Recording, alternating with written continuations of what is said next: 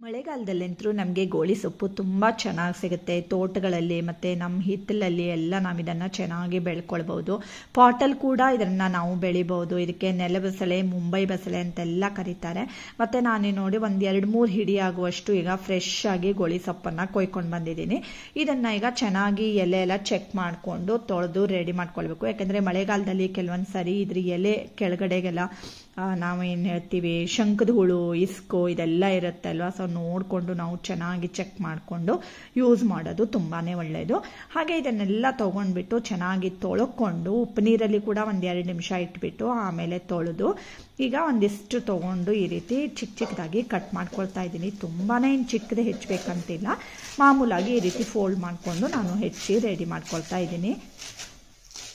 ಮತ್ತು ಇದರಲ್ಲಿ ನಿಮಗೆ ಯಾವುದಾದ್ರೂ ರೆಸಿಪಿ ಬೇಕು ಅಂದರೆ ಕೂಡ ನೀವು ಕಮೆಂಟ್ ಮಾಡಿ, ಖಂಡಿತ ನಾನು ನಿಮಗೋಸ್ಕರ ಆ ರೆಸಿಪಿಯನ್ನು ಕೂಡ ಪೋಸ್ಟ್ ಮಾಡ್ತೀನಿ. ಹಲೋ ಎವ್ರಿವಾನ್, ನಾನು ಸುಷ್ಮಾ. ವೆಲ್ಜಾಂಡರ್ಸ್ ಚಾನಲ್ಗೆ ಸ್ವಾಗತ, ಸುಸ್ವಾಗತ. ಫಸ್ಟ್ ನೋಡಿ, ನಾನು ಸ್ಟವ್ ಆನ್ ಮಾಡಿಬಿಟ್ಟು ಒಂದು ಕಡಾಯಿನ ಇಟ್ಕೊಂಡಿದ್ದೀನಿ. ಅದಕ್ಕೆ ಒಂದು 5-6 ಚಮಚ ಆಗುವಷ್ಟು ಕೊಬ್ಬರಿ ಎಣ್ಣೆನ ಹಾಕ್ಕೊಂಡಿದ್ದೀನಿ. ಹಾಗೆ 1 ಚಮಚ ಆಗುವಷ್ಟು ಉದ್ದಿನ ಬೇಳೆನ ಹಾಕ್ಕೊಂಡಿದ್ದೀನಿ. 1 ಚಮಚ ಆಗುವಷ್ಟು ಸಾಸಿವೆನ ಹಾಕ್ಕೊಂಡಿದ್ದೀನಿ. ಮತ್ತು ಒಂದು ಅರ್ಧ ಚಮಚ ಆಗುವಷ್ಟು ಜೀರಿಗೆ ಹಾಕ್ಕೊಂಡಿದ್ದೀನಿ. ಮತ್ತು ಒಂದು ಸ್ವಲ್ಪ ಹಿಂಗನ್ನು ಹಾಕ್ಕೊಳ್ತಾ ಇದ್ದೀನಿ. ಮತ್ತು ಒಂದು ಸ್ವಲ್ಪ ಕರಿಬೇವಿನ ಸೊಪ್ಪನ್ನು ಹಾಕ್ಕೊಂಡಿದ್ದೀನಿ. ಚೆನ್ನಾಗಿ ಇದನ್ನೆಲ್ಲ ಒಂದು ಸಾರಿ ಸ್ವಲ್ಪ ಕಲರ್ ಚೇಂಜ್ ಆಗೋ ತನಕ ಫ್ರೈ ಮಾಡ್ಕೊಳ್ಳಿ. ಆಮೇಲೆ ನೋಡಿ 1-2 ಈರುಳ್ಳಿನ ಕಟ್ ಮಾಡಿಕೊಂಡು ಸೇರಿಸ್ಕೊಳ್ತಾ ಇದ್ದೀನಿ. ನಿಮಗೆ ಈರುಳ್ಳಿ ಎಷ್ಟು ಬೇಕು ಅಂತ ನೋಡಿಕೊಂಡು ಕೂಡ ಸೇರಿಸ್ಕೊಳ್ಬಹುದು. ಹಾಗೆ 1 ಚಮಚ ಆಗುವಷ್ಟು ಅರಿಶಿನ ಹಾಕ್ಕೊಂಡು ಇದನ್ನು ಈರುಳ್ಳಿ ಎಲ್ಲ ಚೆನ್ನಾಗಿ ಬಾಡಿಸ್ಕೊಳ್ಬೇಕು. ಓಕೆನಾ?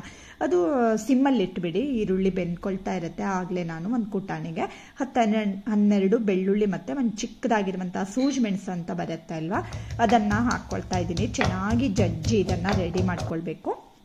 ಸಪೋಸ್ ನಿಮಗೆ ಸೂಜಿ ಮೆಣಸು ಸಿಕ್ಕಿಲ್ಲ ಅಂದರೆ ಮಾಮೂಲಾಗಿರುವಂತಹ ಮೆಣಸನ್ನು ಕೂಡ ಯೂಸ್ ಮಾಡ್ಕೊಳ್ಬೋದು. ಬಟ್ ಸಿಕ್ಕಿದ್ರೆ ಇದನ್ನೇ ಉಪಯೋಗಿಸ್ಕೊಳ್ಳಿ. ಸ್ವಲ್ಪ ಖಾರವಾಗಿದ್ದರೆ ತುಂಬಾ ಚೆನ್ನಾಗಿರುತ್ತೆ. ಚೆನ್ನಾಗಿ ಮಿಕ್ಸ್ ಮಾಡಿಕೊಂಡು ಫ್ರೈ ಮಾಡ್ಕೊಳ್ಳಿ. ಆಮೇಲೆ ನೋಡಿ, ಹೆಚ್ಚಿಟ್ಕೊಂಡಿರೋಂತಹ ಗೋಳಿ ಸೊಪ್ಪನ್ನು ಹಾಕ್ಕೊಳ್ತಾ ಇದ್ದೀನಿ. ನಮ್ಮ ಕಡೆಗೆ ಆ್ಯಕ್ಚುಲಿ ಇದಕ್ಕೆ ಗೋಳಿ ಸೊಪ್ಪು ಅಂತ ಹೇಳ್ತೀವಿ. ಇದಕ್ಕೆ ನೆಲಬಸಳೆ ಅಂತ ಕೂಡ ತುಂಬ ಜನ ಹೇಳ್ತಾರೆ, ಮುಂಬೈ ಬಸಳೆ ಅಂತ ಕೂಡ ಹೇಳ್ತಾರೆ. ಸೊ ನೀವೆಲ್ಲ ಏನೇನು ಹೇಳ್ತೀರಿ ಹೇಳೋದನ್ನು ನನಗೆ ಕಮೆಂಟ್ ಮಾಡಿ ತಿಳಿಸಿ. ಯಾಕೆಂದರೆ ಎಲ್ಲ ಕಡೆಗೂ ಒಂದೊಂದು ರೀತಿಯಲ್ಲಿ ಕರೀತಾರೆ ಅಲ್ವಾ, ನಮಗೂ ಅದನ್ನು ತಿಳ್ಕೊಂಡಂಗಾಗತ್ತೆ ಅಂತ ಅಂದ್ಬಿಟ್ಟು ಚೆನ್ನಾಗಿ ಮಿಕ್ಸ್ ಮಾಡ್ಕೊಂಡಾದ್ಮೇಲೆ ಇದಕ್ಕೆ ರುಚಿ ತಕ್ಕಷ್ಟು ಉಪ್ಪನ್ನು ಹಾಕ್ಕೊಳ್ತಾ ಇದ್ದೀನಿ. ಮತ್ತು ಒಂದು ಸ್ವಲ್ಪ ಲಿಂಬು ರಸನ ಹಾಕ್ಕೊಳ್ತಾ ಇದ್ದೀನಿ.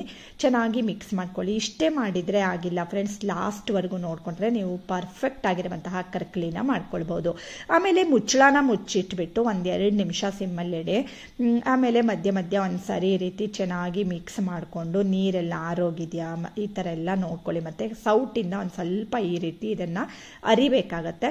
ಆಮೇಲೆ ಪುನಃ ಮುಚ್ಚಳ ಮುಚ್ಚಿಟ್ಟು 1-2 ನಿಮಿಷ ಆದಮೇಲೆ ಮತ್ತೆ ತೆಗಿತಾ ಇದ್ದೀನಿ. ಚೆನ್ನಾಗಿ ಇದನ್ನೆಲ್ಲ ನೋಡಿ ಈ ರೀತಿ ಮಿಕ್ಸ್ ಮಾಡಿ ರೆಡಿ ಮಾಡ್ಕೊಳ್ಬೇಕು. ಸಾಫ್ಟ್ ಆಗಿರುತ್ತೆ ಇದೆಲ್ಲ. ಹಾಗೆ ಒಂದು 1/4 ಚಮಚ ಆಗುವಷ್ಟು ನಾನು ಬೆಲ್ಲನ ಸೇರಿಸ್ಕೊಳ್ತಾ ಇದ್ದೀನಿ. ತುಂಬ ಜನರಿಗೆ ಅಷ್ಟು ಸ್ವಲ್ಪ ಕೂಡ ಸಿಹಿ ಇಷ್ಟ ಆಗಲ್ಲ ಅಲ್ವಾ, ಅಂಥವರು ಇದನ್ನು ಸ್ಕಿಪ್ ಮಾಡ್ಬೋದು. ಹಾಗೆ ಅದನ್ನು ಕೆಳಗಡೆ ಇಳಿಸಿಟ್ಕೊಂಡಾದ್ಮೇಲೆ ಒಂದು 5 ನಿಮಿಷ ಬಿಟ್ಟು ಇದನ್ನು ಮಿಕ್ಸಿಗೆ ಹಾಕ್ಕೊಳ್ತಾ ಇದ್ದೀನಿ. ಅಂದರೆ ಒಂದು ಸ್ವಲ್ಪ ತಣ್ಣಗಾಗಿರಲಿ ಅಂತ ಅಂದ್ಬಿಟ್ಟು. ಆಮೇಲೆ ಇದನ್ನು ನೋಡಿ ಪುನಃ ಅದೇ ಪಾತ್ರೆಗೆ ಮಿಕ್ಸಿಗೆ ಹಾಕ್ಕೊಂಡಿರೋದನ್ನು ಹಾಕ್ಕೊಂಡಿದ್ದೀನಿ. ತುಂಬ ನೈಸ್ ಎಲ್ಲ ಆಗೋದು ಬೇಡ, ಸ್ವಲ್ಪ ತರಿಯಾಗಿದ್ದರೆ ಒಂದು ಸಾರಿ ಮಿಕ್ಸಿಗೆ ಹಾಕಿ ಗರ್ಕ್ ಅಂತ ತಿರ್ಗಿಸಿದ್ರೆ ಸಾಕು. ಆಮೇಲೆ ಸ್ಟವ್ ಮೇಲೆ ಇಟ್ಬಿಟ್ಟು ಸ್ಟವ್ ಆನ್ ಮಾಡಿದ್ದೀನಿ. ಪುನಃ ಇದನ್ನು 1-2 ನಿಮಿಷ ಸ್ವಲ್ಪ ಅಂದರೆ ಒಂದು ಕುದಿ ಬರೋ ತನಕ ಇದನ್ನು ಈ ರೀತಿ ಬಾಯ್ಲ್ ಮಾಡ್ಕೊಳ್ಬೇಕು. ಇನ್ನೊಂದು ಟಿಪ್ ಏನಂದರೆ, ಗೋಳಿ ಸೊಪ್ಪು ತುಂಬ ಎಳೆದಾಗಿದ್ದರೆ ನೀವು ಮಿಕ್ಸಿಗೆ ಹಾಕುವಂತಹ ಕೆಲಸ ಇಲ್ಲ. ಹಾಗೆ ಕೂಡ ಅರ್ದ್ಬಿಟ್ಟು ಸೌಟಲ್ಲೇ ಅರ್ದು ಕೂಡ ನೀವು ಮಾಡ್ಕೊಳ್ಬಹುದು. ಆಮೇಲೆ ಸ್ಟವ್ ಆಫ್ ಮಾಡಿಕೊಂಡು ಒಂದು ಸರ್ವಿಂಗ್ ಬೌಲ್ಗೆ ಹಾಕ್ಕೊಳ್ತಾ ಇದ್ದೀನಿ. ಇದನ್ನು ನೀವು ಅನ್ನದ ಜೊತೆಗೆ ತಿನ್ಬೋದು, ಮತ್ತು ರೋಟಿ ಚಪಾತಿ ಜೊತೆಗೆಲ್ಲ ತಿನ್ಬೋದು. ಈ ಕರ್ಕಲಿ ತುಂಬಾ ಚೆನ್ನಾಗಿರುತ್ತೆ ಫ್ರೆಂಡ್ಸ್, ಮತ್ತು ಆರೋಗ್ಯಕ್ಕೆ ಕೂಡ ತುಂಬಾ ಒಳ್ಳೆಯದು. ಹಾಗೆ ಸ್ಟವ್ ಆನ್ ಮಾಡಿಬಿಟ್ಟು ಒಂದು ಒಗ್ಗರಣೆ ಸೌಟಿಟ್ಕೊಂಡು ಅದಕ್ಕೆ ಎಣ್ಣೆ, ಸಾಸಿವೆ, ಕರಿಬೇವು, ಇಂಗು, ಒಣಮೆಣಸು ಇದಿಷ್ಟನ್ನು ಹಾಕ್ಬಿಟ್ಟು ಒಂದು ಒಗ್ಗರಣೆನ ರೆಡಿ ಮಾಡ್ಕೊಳ್ತಾ ಇದ್ದೀನಿ. ಮೇಲ್ಗಡೆಯಿಂದ ಈ ಒಗ್ಗರಣೆನ ಹಾಕ್ಕೊಂಡ್ರೆ ಒಂದು ಬೆಸ್ಟ್ ಅಂದರೆ ಬೆಸ್ಟ್ ಗೋಳಿ ಸೊಪ್ಪಿನ ಕರ್ಕಲಿ ರೆಡಿ ಆಗುತ್ತೆ. ನಮ್ಮ ಹಳ್ಳಿ ಕಡೆಗೆಲ್ಲ ನಾವು ಇದನ್ನು ತುಂಬಾ ಮಾಡ್ತೀವಿ ಫ್ರೆಂಡ್ಸ್. ತುಂಬ ಚೆನ್ನಾಗಿರುತ್ತೆ ಇದು. ಖಂಡಿತ ನೀವು ಒಮ್ಮೆ ಟ್ರೈ ಮಾಡಿ ಮತ್ತು ಕಮೆಂಟ್ ಮಾಡಿ. ಮತ್ತು ಇದರಲ್ಲಿ ಫೈಬರ್ ಎಲ್ಲ ಇರೋದ್ರಿಂದ ಆರೋಗ್ಯಕ್ಕೆ ಕೂಡ ತುಂಬ ಒಳ್ಳೆಯದು. ವಿಡಿಯೋ ಇಷ್ಟ ಆದರೆ ಲೈಕ್ ಮಾಡಿ, ಶೇರ್ ಮಾಡಿ ಮತ್ತು ಸಬ್ಸ್ಕ್ರೈಬ್ ಮಾಡಿ. Thank you for watching.